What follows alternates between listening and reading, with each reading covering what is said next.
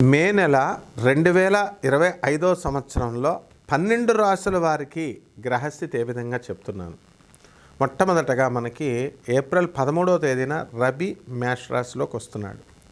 ఇక మీనరాశిలో ఎవడున్నాడండి? బుధుడు, శుక్రుడు, రాహువు, శని గ్రహాలు ఉంటాయి. ఇకపోతే గురుగ్రహము వృషభ రాశిలో మే 30 తర్వాత ఏమవుతుందంటే మనకి ఈ యొక్క మిథున రాశిలోకి వస్తుంది. అంటే మనం ఇప్పుడు చెప్పుకోబోయేది మే నెల కాబట్టి మనకి గురుడు వృషభ రాశిలో ఉన్నట్టుగానే తీసుకోవాలి. ఇకపోతే కుజుడు ఏప్రిల్ 2వ తేదీన మనకి కర్కాటక రాశిలోకి నీచపట్టి వచ్చాడు. కాబట్టి ఈ యొక్క రాహు వచ్చేసరికి మే 29వ తేదీన 2025 సంవత్సరంలో మీనరాశి నుంచి కుంభరాశిలోకి వస్తాడు. అలాగే ఈ యొక్క కేతువు ఈ యొక్క కన్యా రాశి నుంచి సింహరాశిలోకి వస్తాడు.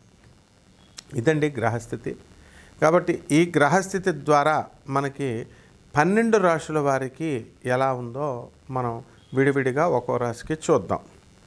ఇకపోతే ఈ ప్రతి ఒక్కళ్ళకి కూడా భార్యాభర్తల మధ్య సమస్యలు ఈ నెలలో ఎందువలన ఇలాంటి సమస్యలు వస్తాయి అంటే మనకి అక్కడ శుక్రుడు రాహుతో కలిసి ఉన్నాడు.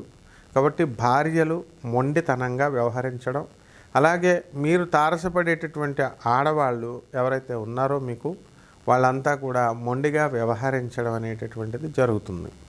అలాగే చాలామందికి అత్తగారులతో సమస్యలు. ఏమండి మరి పెళ్ళిళ్ళు ఇచ్చేటప్పుడు కట్నాలు ఇచ్చేటప్పుడు మరి మాకు ఇస్తామన్నారు అంత ఇవ్వలేదండి అని చెప్పి అల్లుళ్ళు కూడా అత్తగారుల మీద అలిగేటటువంటి సందర్భాలు. ఆ తర్వాత భార్యాభర్తల మధ్య ఈ అత్తగారులు దూరిపోయి అస్తమాను రోజు ఫోన్ చేస్తూ ఆ కూతురిని అన్ని విశేషాలు అడగడం, కొత్తగా పెళ్ళైనటువంటి ఈ యొక్క అమ్మాయిలకి వాళ్ళ తల్లిదండ్రులకి ముఖ్యంగా తల్లికి అన్ని విషయాలు చెప్తారు. భర్త మరి వేధిస్తున్నట్టుగా అనిపిస్తుంది అత్తగారికి. ఈ విధంగా వాళ్ళు అయితే ఇలా చేస్తున్నాడు కాబట్టి నువ్వు వచ్చేసేయి, కాపురానికి వచ్చేసేయి, ఇంటికి వచ్చేసేయి అని అనడం. ఈ విధంగా వాళ్ళు వచ్చేయడము, అది చిన్న చిన్న సమస్యలు ఈగోలుగా మారిపోవడము, ఈ విధంగా అనేకమైనటువంటి భార్యాభర్తలు పాపం వాళ్ళ తప్పిదాలు లేకుండా విడిపోయేటటువంటి సందర్భాలు జరుగుతున్నాయి. మా గురువుగారు అయినటువంటి గరికపాటి నరసింహారావు గారు ఒక వీడియోలో చక్కగా చెప్తారు. ఏమంటే దొండకాయ కూర వల్ల భార్యాభర్తలు ఇద్దరు కూడా విడిపోయారండి అని. అంటే ఏం చేస్తారు? ఫోన్ చేస్తారు. ఫోన్ చేసి ఏం కూర వండావమ్మా అంటే అక్కడ అత్తగారింట్లో దొండకాయ పాదు ఉంది కాబట్టి దొండకాయలు కోసుకి దొండకాయ కూర వండామ్మా అంటారు. మళ్ళీ ఈ తల్లి ఒక 4 రోజుల తర్వాత చేస్తుంది. ఆ తర్వాత ఈ దొండకాయ తర్వాత వంకాయ కూర, బెండకాయ కూర, ఇవన్నీ తోటకూర కూర అయిపోయింది. మళ్ళీ 4వ రోజు ఫోన్ చేసేసరికి మళ్ళీ దొండకాయ రొటేషన్లో వీళ్ళు కోస్తారు. కోస్తే మళ్ళీ తల్లి అడుగుద్ది ఏం కూర వండావమ్మంటే దొండకాయ, మొన్నే కదా దొండకాయ వండావు మళ్ళీ ఏంటి అని వీళ్ళని అడగడం. ఇలా రకాలుగా మళ్ళీ ఇంకో రొటేషన్లో ఇంకొక 5 రోజులు పోయి దొండకాయ రావడం వీళ్ళ కర్మకాలి. ఈ విధంగా ఏంటి అస్మాన్ దొండకాయలే పెడుతున్నాడు, మా అమ్మాయిని సరిగ్గా చూడట్లేదని చెప్పేసి మరి వచ్చేసాయి సూట్ కేసు పెట్టుకుని వెళ్ళిపోవడం అమ్మాయి. ఈ విధంగా కాపురాలు వెళ్ళిపోతున్నాయని ఎంతో చక్కగా చలోక్తిగా చెప్తారు గురువుగారు. ఆయన సరదాగా చెప్పినప్పటికీ ఇది వాస్తవంగా ఇంచుమించు ఈ సమస్యలన్నీ కూడా భార్యాభర్తల మధ్య సమస్యలన్నీ కూడా ఇలాగే ప్రారంభం అవుతాయి అన్నమాట. కాబట్టి దీని అంతటికీ కారణం ఏంటంటే అండి కుజుడు వీక్ అవ్వడం. ఆ వీక్ అయ్యేటటువంటి కుజుడు ఇప్పుడు అయ్యాడనమాట. మొన్నటిదాకా కూడా కుజ స్తంభన జరిగింది. మిథున రాశిలో ఉన్నటువంటి కుజుడు మీకు చాలా ఉత్తమ ఫలితాలను మీకు ఇవ్వలేదు. అలాగే ఏప్రిల్ 2 తర్వాత ఈ యొక్క కుజుడు నీచపట్టి కర్కాటక రాశిలోకి రావడం అనేటటువంటిది జరిగింది. కాబట్టి ఇక్కడ కర్కాటక రాశిలో కుజుడు నీచపట్టాడు కాబట్టి మనకి భార్యాభర్తల మధ్య సమస్యలు అనేటటువంటివి బాగా పెరిగిపోతాయి అన్నమాట. కాబట్టి ఎవరైతే ఇట్లాగా ఈగోలు ఇట్లాంటివి అన్నీ ఉన్నాయో అటువంటివన్నీ కూడా వీళ్ళు తగ్గించుకొని వీళ్ళు జాగ్రత్తగా కాంప్రమైజ్ అయ్యి ముందుకు వెళితే ఇటువంటి సమస్యలు అనేటటువంటివి ఉండవు. ఇకపోతే ఈ నెలలో కోర్టు సమస్యలు కూడా మనకి అధికంగా అవడానికి ఎక్కువ అవకాశాలు ఉంటాయి. కాబట్టి ఎవరైతే భార్యాభర్తల మధ్య చిన్న చిన్న గొడవల కోసం కోర్టులకు వెళ్తారో ఆ కోర్టుల్లో పాపం ఆనరబుల్ జడ్జెస్ అవనియండి, లాయర్లు అవనియండి, పోలీస్ ఆఫీసర్లు అవనియండి, లేదా పెద్ద మనుషులు అవనియండి, మిమ్మల్ని కలిసి ఉంచడానికి శతవిధ ప్రయత్నాలు చేస్తారు. ఎవరు కూడా విడగొట్టాలని చూడరు. ఇది మీకు బుధుడు చేసేటటువంటి సహాయం. అయితే మీరు ఆ సహాయాన్ని రిసీవ్ చేసుకోరు అని క్లియర్గా మనకి బుధగ్రహం సూచిస్తుంది. ఆ బుధుడు మీనరాశిలో ఉన్నప్పుడు మీకు కమ్యూనికేషన్ స్కిల్స్ తగ్గిపోవడం కానీ, లేదా అవతల వాళ్ళు చెప్పేటటువంటిది మిస్కమ్యూనికేట్ అవుతుంది.